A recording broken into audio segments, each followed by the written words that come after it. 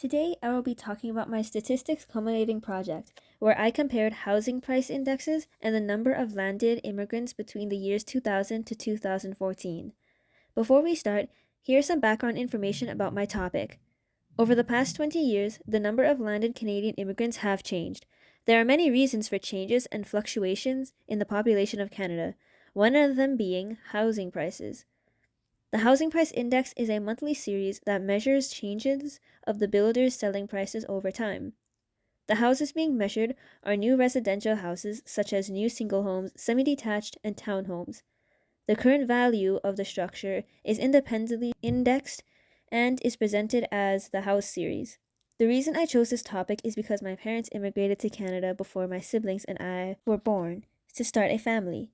Since my parents bought a house after immigrating, and there is an increase in diversity I see in Canada today, I wondered if there was a correlation between immigrants moving to Canada and the cost of living. The cost to buy a house has changed a lot over the last 20 years. I wondered if the increase in population of Canadian immigrants had any effect with the housing prices.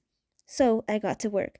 I started by developing a hypothesis, which reads, if the number of landed Canadian immigrants keeps rising, then the house price in Canada will rise because of the increase in the Canadian population between the years 2000 to 2014. I began my research by using credible sites such as Statistics Canada to find data for my variables. I started with the number of landed immigrants, my independent variable. The number of landed immigrants in Canada is recorded yearly, so I took the data from each year and placed it in a table, then graphed it. I calculated the equation for the line of best fit and coefficient correlation. There is a moderate positive correlation. Next, I researched my dependent variable, the house price index. As earlier stated, the housing price index is recorded monthly, so I had to find the average for each year. This is an example from the year 2000. I recorded the housing price index for each month and then found the average for the year. I did this process for each year between 2000 to 2014. The link for the housing price index for each year is located here. After calculating the average for each year, I placed the data in a table to show the yearly housing price index for the years 2000 to 2014 and graphed it. Similarly to the data for the number of landed immigrants, I calculated the equation for the line of best fit and coefficient correlation. There is a strong positive correlation. Finally, I placed the data for both variables in a table and calculated the correlation coefficient and then a graph to show the relationship between both variables. Analysis.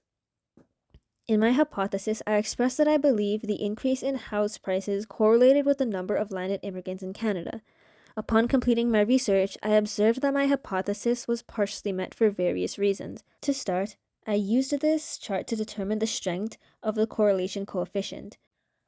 For my final graph, the correlation coefficient lies here at approximately 0.63, a positive moderate correlation. Even though there is a positive correlation in the data, this doesn't necessarily suggest that my hypothesis was accurate, since the data does not account for other living situations. To elaborate, landed immigrants doesn't necessarily mean that they are living in Canada permanently, and living situations vary between people. Some residents live in rental houses, apartments, condos, or with family members, etc.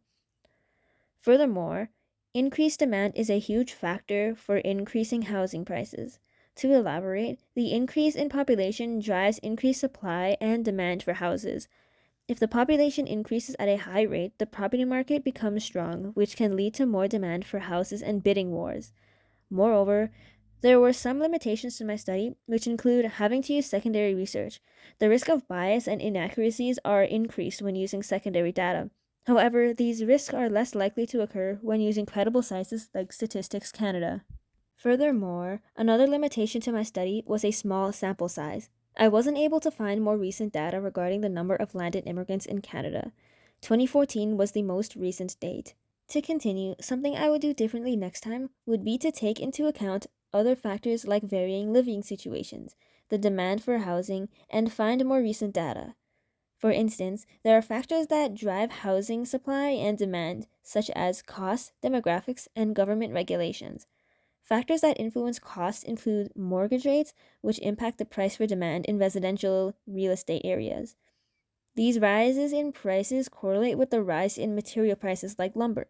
To continue, demand can increase in certain demographics. For example, with a healthy economy, wages should increase to keep up with the average cost of living. However, stagnant or declining wages can slow the growth in the economy. When rental vacancy rates are low, there is less competition in the rental market, which may encourage renters to pursue home ownership, which can increase housing demand in the near future. Finally, government regulations can also influence demand. For example, the statistics on the number of non resident buyers and the number of buyers purchasing multiple properties can influence the rental market in certain regions and indicate an increase in investor activity.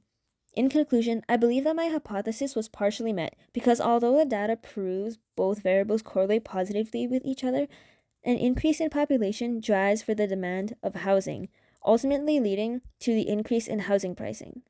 This shows the variables are not directly correlated without demand as a factor that shows these variables are correlated.